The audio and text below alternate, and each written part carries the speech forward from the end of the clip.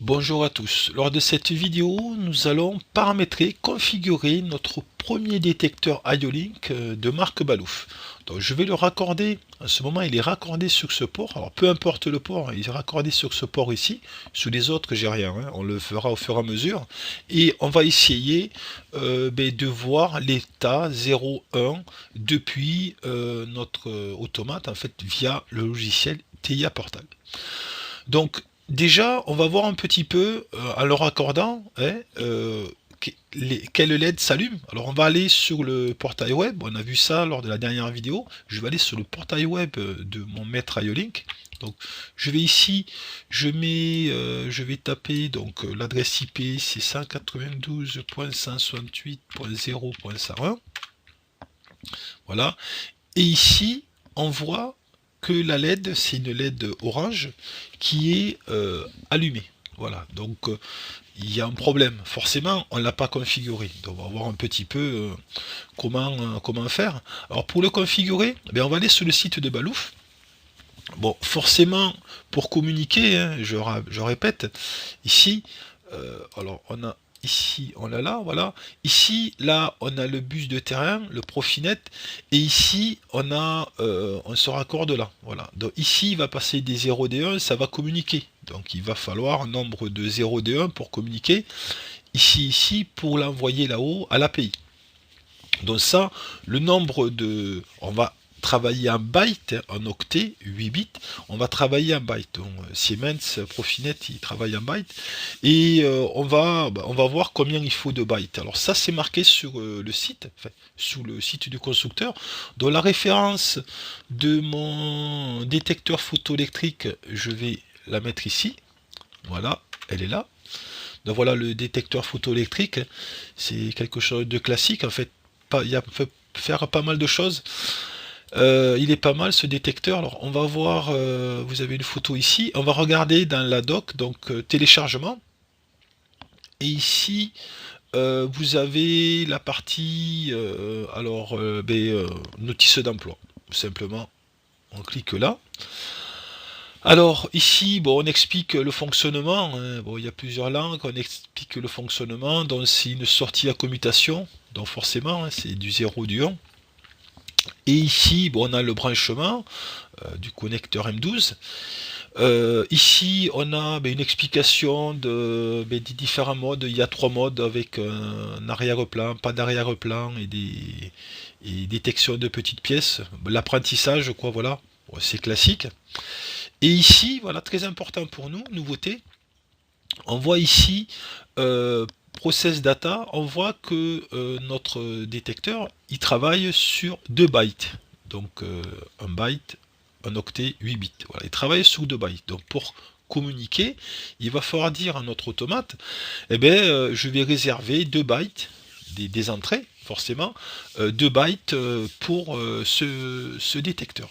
Donc ici, on a différentes choses. Je ne vais pas vous les expliquer là.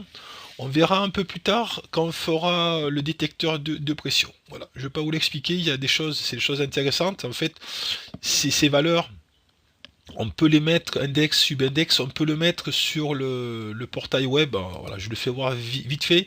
Ces valeurs, en fait, on pourra les mettre plus tard, hein. Je ne vais pas le voir là. Quand tout sera configuré, on le met ici, vous voyez, index, subindex, data. En fait, ici, là, on retrouve là, voilà. On pourra le saisir et après faire des choses qui sont ici. Voilà. Je ne rentre pas dans les détails, je me répète, je ne veux pas vous embrouiller. Donc, on est ici. Donc, on a 2 bytes, on a vu ça. Alors, on voit que sous le byte 1, ici, on a, ça va être, qu'est-ce qui va commuter? Ça va être un des deux. Ça va être switching, ça va être celui-là, voilà, via IO-Link. Donc, logiquement, Q2, ce bit 1 du byte 1, hein, il va commuter, il va passer de 0 à 1 quand on va détecter ou pas détecter, en toute logique. Donc on va voir ça. Donc, on revient à notre logiciel TIA Portal. Donc on va sur notre maître IO-Link, bien sûr. Je clique là, et ici, là, important, on a les différents ports. Alors le premier port, c'est le port 0. ensuite port 1, port 2, port 3, port 4, jusqu'à port 7. Alors ces ports, ils sont ici, alors on va le voir revenir, on jongle pas mal, désolé. On va revenir ici, en fait le port numéro 1, ça va être mieux là. Le port numéro ici, ça c'est le port 0, 1, 2, mais c'est marqué normalement, ouais, 0 il est ici, 0, 1, 2, 3, 4, 5, 6, 7. Nous, on l'a sous le port numéro 2. Vous voyez, il est raccordé ici. Donc on revient à TIA Portal. Ici, port numéro 2. Ici, et là, on va lui dire, toi, tu vas communiquer avec un élément qui travaille avec 2 bytes. 2 bytes entrée. Alors ici, on va regarder, module, ici, on va prendre, alors soit vous avez directement la référence, moi je ne l'ai pas ici, soit sinon, ben, on va lui dire, moi je veux travailler input 2 bytes. Voilà, input IO-Link, donc c'est IO-Link basic module, ici IO-Link 2 bytes, parce que c'est marqué dans la doc. Donc je prends ici, alors si je fais ça, vous allez voir, et là, mince, on comprend pas, ça marche pas, il faut supprimer, ici, on supprime ça, voilà, et après, ici, on le met là, voilà, et là, ici, alors nativement, il met input, forcément, 68, 69, donc on va travailler sur les bytes IB68 et IB69. Alors bien sûr, ça on peut le modifier, on peut marquer 0,1, hein, mais je vais le laisser comme ça. Alors pour le modifier, c'est ici, voilà. Ici, là, vous mettez, si vous voulez, 0,1, allez, on va le faire. 0, ici, 0 et 1. On va le laisser 0, ici, existe déjà. Bon, on va le laisser, mais on peut le modifier. Je l'ai déjà modifié. Je veux pas. On va laisser comme ça. Allez. Il est déjà utilisé 0,1, mais on peut mettre un autre. Donc IB68, IB69. Donc je répète encore une fois. Donc ici notre IB68 ce sera là, IB69 sera celui-là. Donc sous notre IB69, le bit ici normalement il va commuter à 1.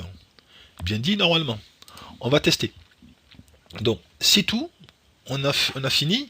Maintenant bien sûr il faut le transférer. On va transférer ça sur notre maître IO-Link. Donc ici on va se mettre là. On va je vais charger dans l'appareil. Voilà, configuration matérielle. J'aurais pu, ouais, c'est pas grave. On va voir ça, ça fonctionne. On l'envoie. Donc là, mon maître IO-Link qui clignote, forcément, hein, on est en train de transférer quelque chose. Et là, on va voir via le portail web, on va voir ici, allez voir, ici c'est vert. Et regardez, il m'a trouvé BOS 23K, GI, etc. Vous voyez directement, il m'a trouvé ce que c'était, notre détecteur. Donc très bien. Donc maintenant on revient à TIA Portal, on va voir via une table d'animation, on va voir un petit peu si ce bit il bascule. Donc on y va, on va aller sur table d'animation qui se trouve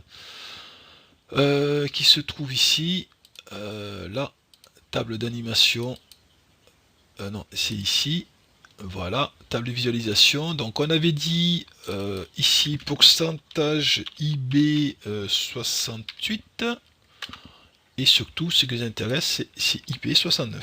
IB69. On va le mettre en binaire forcément parce qu'un hexa pourrait le faire, mais le traduire, mais on va mettre un binaire ici. Voilà. Donc ici on va se mettre en ligne ici. Et après, on va voir, on va faire ici. Alors, nous met quoi? Alors, je vais transférer ça, charger dans l'appareil. Voilà, je vais faire ça, pas qu'il m'embête. Allez, on charge, que tout soit ouvert. Et après, on va visualiser le passage de 0 à 1, normalement. J'espère en tout cas. Ok. Voilà. On est bien. Ici, on y va. Visualisation. Donc là, ici, donc je répète, normalement, c'est ici, je reviens ici, ça fait plusieurs fois que je le dis, mais normalement, c'est ce bit qui va passer de 0 à 1, là, celui-là. Hein. Logiquement. on va voir, 0, logique Q2, normalement c'est celui-là, on va voir. Donc, je suis reparti, donc on en a 68, 69, hein. Je reviens à mon TIA Portal, ici, donc on va regarder celui-là, là, et on va voir, je vais commuter ici, alors, c'est pas le bon qui commute, vous voyez. Là, en fait, je suis en train de passer à 0 et à 1 mon capteur. Je détecte, là je détecte, là je détecte pas. Là je détecte pas. Ici, vous voyez là, je regarde, je vais essayer de mettre ma souris, bouger ma souris, là, voilà. Ce bit là, vous voyez. Ici, là je détecte pas, là je détecte. Là je détecte pas, là je détecte. Donc en fait, ce qui a commuté, c'est celui-là, c'est ce bit ici. Alors c'est Q1, c'est surprenant parce que j'aurais parié Q2, mais c'est Q1 qui commute. Voilà. Donc c'est peut-être dans le paramétrage, j'ai fait quelque chose, j'aurais dit peut-être ici, mais je suis pas sûr. En tout cas, on a paramétré notre premier capteur, ça fonctionne bien. Donc ici, on commute ce bit à 1. Après, bon, on aurait pu le mettre dans un bit, hein. On aurait pu transférer ça on aurait pu transférer pour après activer une sortie d'automate, par exemple, vous voyez. Enfin, il y a plusieurs solutions. Le but, c'est pas vous expliquer. Vous regardez mes vidéos sur TIA Portal sous langage ST, entre autres, ou les vidéos TIA Portal tout court, hein, et vous verrez comment récupérer ce bit ici, quoi. On le verra peut-être dans une autre vidéo, d'ailleurs. Voilà. Donc voilà pour ce tutoriel.